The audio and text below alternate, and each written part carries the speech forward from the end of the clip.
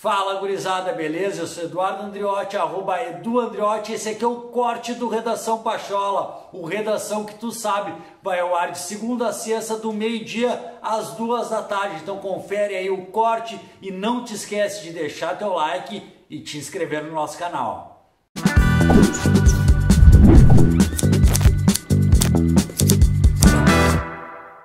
De futebol para depois anunciar um novo técnico e o porquê da pergunta, tá?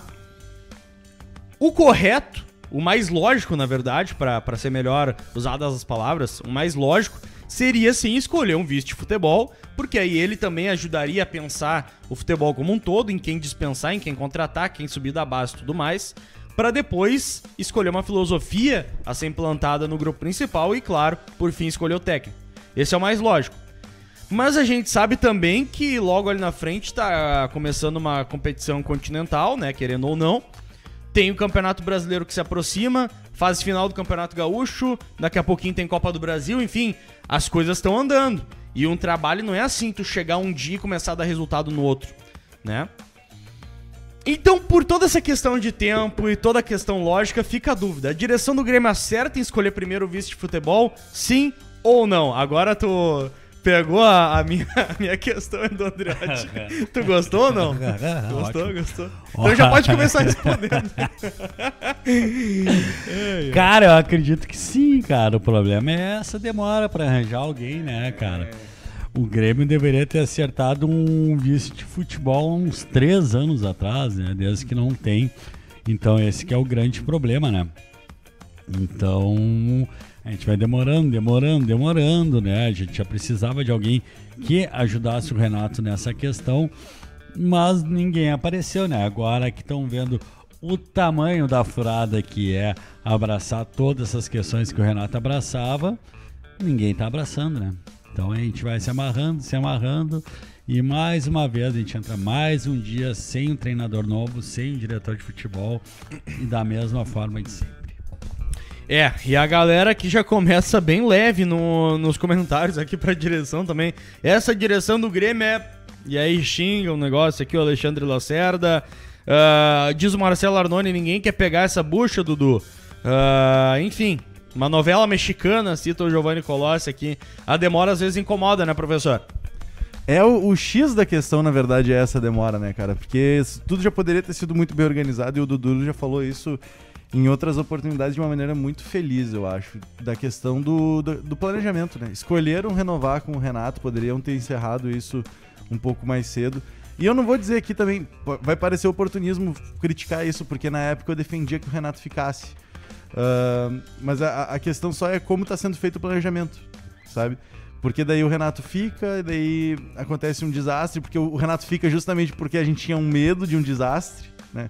Porque a defesa para não tirar, por exemplo, o Renato na troca da temporada era pensar assim, emendou uma coisa na outra, já vai começar, e agora a gente não pode correr o risco de começar um trabalho novo e ficar de fora da Libertadores, etc. E aí, por causa desse medo, que eu fazia parte, inclusive, acabamos perdendo, sim, a nossa oportunidade de jogar uma Libertadores, e o desastre aconteceu igual, né? E aí agora sai o Renato e a gente tá quase... Foi quinta-feira que o Renato saiu, hoje já é terça-feira, e nós ainda não temos um novo técnico, nós ainda não sabemos quem é que vai fazer a direção disso.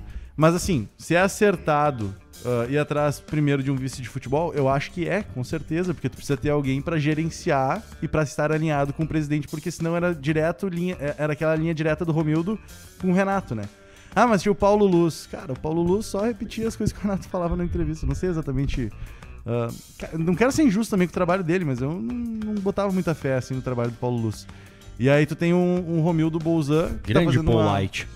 Romildo Bolzan que fazia uma ligação direta com o Renato, mas tu precisa ter um intermediário ali também. Tu precisa ter um cara que... Tem um cara do vestiário, consiga botar uma pressão também pra conversar com o treinador, pra conversar com um cara pra ver que tipo de planejamento ele tá tendo, assim, pra onde tá sendo direcionado esse planejamento, sabe? Porque tu pode dizer assim, não, nós vamos ganhar a Copa do Brasil.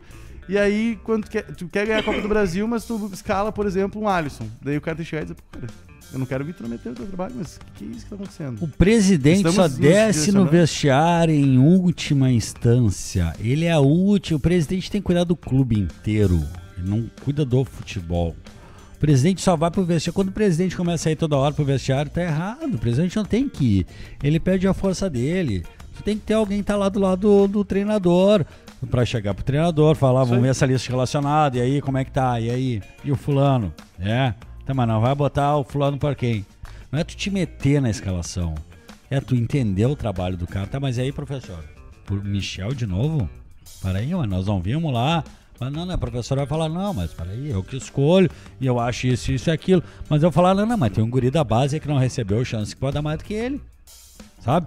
A própria questão de fazer a lista de relacionados, né? Que a gente tava discutindo muito. A lista de relacionados do Grêmio que não tinha os caras no Gauchão e os caras estavam na Libertadores. Eu falei depois do jogo do Del Valle. Não tem ninguém pra chegar no Renato e perguntar, mas peraí, Renato, Everton Cardoso e o Léo Pereira? Não, nem vai. Peraí, só um pouquinho. Peraí, Renato, botar o Lucas Silva tá na frente do Fernando Henrique. Não, só um pouquinho. Né? Só um pouquinho. O Lucas Silva é aquele que chegou ano passado e jogou o ano inteiro. Não, é aquele. O Fernando Henrique é o guri da base, que apareceu jogando muita bola. É também. Não, então para aí, então nós temos alguma coisa errada aqui. Não é tu escalar, não é tu meter o dedo. Mas é tu ter uma conversa de repente até tu mostra uma visão diferente de futebol. Que o cara, tipo, pô, para aí. Né? Cara, o técnico manda. E tem que bater nessa tecla, assim, porque daí pode ser que alguém confunda isso, que, não, quem tá escalando o time vai ser os caras mais de cima e tal. Não tem nada a ver com isso. Tem a ver, na verdade, com tu ter uma pressãozinha no mínimo. Tu ter uma prestação de contas. No mínimo, uma prestação de contas. Porque, querendo ou não, a falta que fez essa figura fez o Renato escolher as coisas que ele queria da cabeça dele e tudo bem. Muitas vezes acertava. Claro que acertava. A gente não pode também ser oportunista e ficar só xingando aqui, dizendo, não, porque não deu. Cara, deu certo em diversas oportunidades, sim. Só que a falta de uma pressãozinha pra ele pelo menos prestar conta e dizer, cara, eu vou fazer isso aqui, vou botar esse cara como relacionado e tal. Talvez tenha feito tenha dado esse prejuízo pro Grêmio, do Grêmio estar agora fora de uma Libertadores, por exemplo, sabe?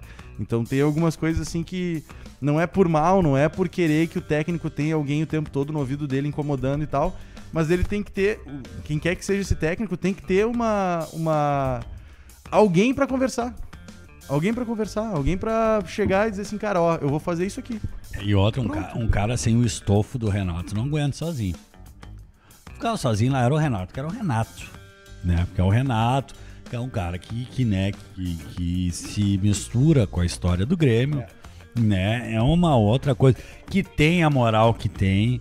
Que tem muito, sim, um grupo que desde muito tempo atrás já pediu fora Renato, mas não é um grupo tão grande assim, e toda vez que tinha uma nova, não, eu sei, mas toda vez que tinha uma nova vitória, um novo triunfo, principalmente em Grenal, por exemplo, tudo parece que voltava a estaca zero. Cara, é uma coisa que, tipo, o Renato é um caso à parte. Não tem, né, cara?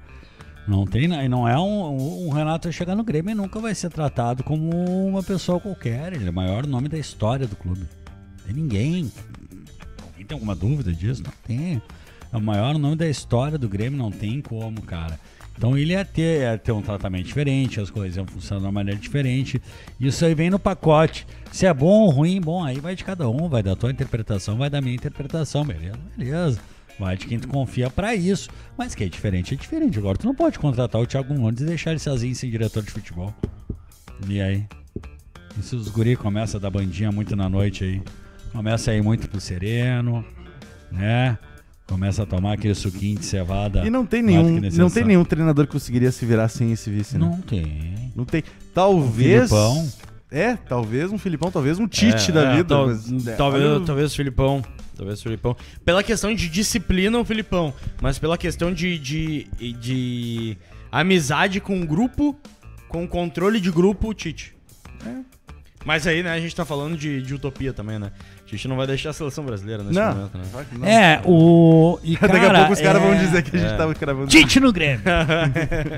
Nossa, quem tava falando de Mourinho ontem? Mas eu ficaria muito feliz de ver o Tite no Grêmio. Não, obviamente, mas né, Mourinho tá desempregado. Eu ficaria muito feliz de ver o Tite no Grêmio de novo. O Adenor. Seu Adenor. A Dona Rose. A Dona Rose. Meu bruxo Peter. Meu bruxo Peter. Dessa mesa aqui, 33,3% já assistiu um jogo do Grêmio ao lado de Adenor Bach. É verdade. 33,3% Ele dessa seu mesa. auxiliar, né? Ele o seu auxiliar, né? O famoso Que já- Kleber Xavier. Não. Não era dele na não época? Não esse auxiliar. O outro. Outro Qual auxiliar. é o outro auxiliar do Tite? O seu filho. Exatamente. Seu filho. Exatamente. Grande. Que agora não me fugiu lembro o nome do Matheus do Bach. filho. Grande Bach. Matheus, grande Bach. Grande Bach Bach. também, poucas O Bach pessoas... Júnior. Isso, Bach Júnior também. Beijo, Bach Júnior. um beijo para a filha do Tite, a Karina Bach. Não, essa não. Não, não é Essa não, cara. Essa não. Não vem me enganar que dessa aí eu não vou cair. Bah, eu fui. Bah, não, mas não é. Não é. Karina Bach. A Cara. Karina Bach tinha uma época que ela tava numa grande fase estética, Karina Bach. Lembro dela no Da Cor do Pecado, acho Da que era. cor do pecado. Aí, eu não sei, eu me lembro que ela é. Vou a falar moça de da novela. boca grande, né? Calma. Moça da boca Softball, grande. softball. Ela ganhou softball. alguma coisa aí. Alguma coisa. O que a Karina Bach ganhou? Eu me lembro. Uma Libertadores. Não Mas sei, nunca cara. ganhou. Não Se sei, ganhou a cara. Sul-Americana, não me importa. Tá, olha só, meu.